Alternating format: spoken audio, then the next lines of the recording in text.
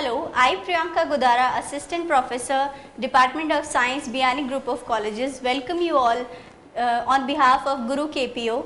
Today I am going to deliver a lecture on development of herbicide resistant plants. Among the various biotic stresses that crop plants face, one of the major problem is weed production along with the crop plants. Weeds are the wild herbs which grow along with the crop plants, and they compete for light and nutrients beside harboring various pathogens.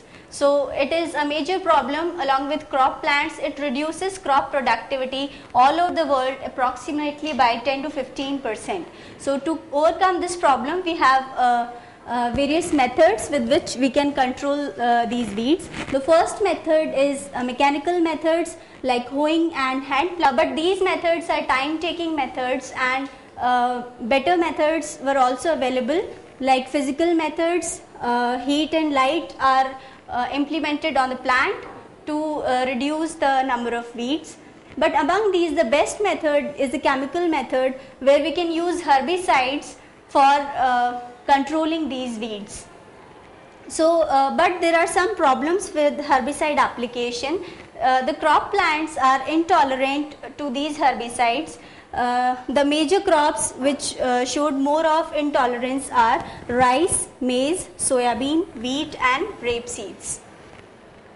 So for development of these herbicide resistant plants, we used several strategies. Successfully, the crop production can be increased. So various strategies used for development of herbicide resistant plants are overexpression of the target protein. Target proteins are the proteins to which these herbicides go and bind, and they show their effect in reducing the plant development. So what we want is basically we want these herbicides to work only on the target proteins in the weeds, and they should not work on the crop plants. So this is the first strategy, overexpression of target proteins, where we increase the number of our target proteins so that these chemicals can bind to some of the target proteins, and some extra target proteins are available for normal in crop plants, so will not be affected by these herbicides. The second method is improved plant detoxification.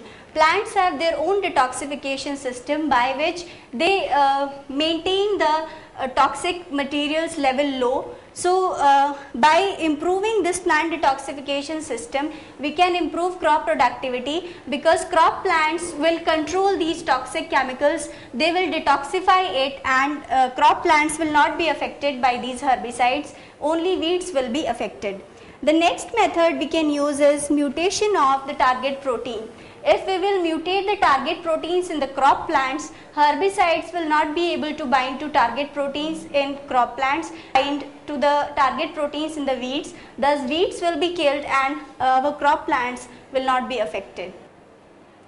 Thank you and thank you for watching this video. For more video lectures and study materials, you can visit us on our website www.gurukpo.com.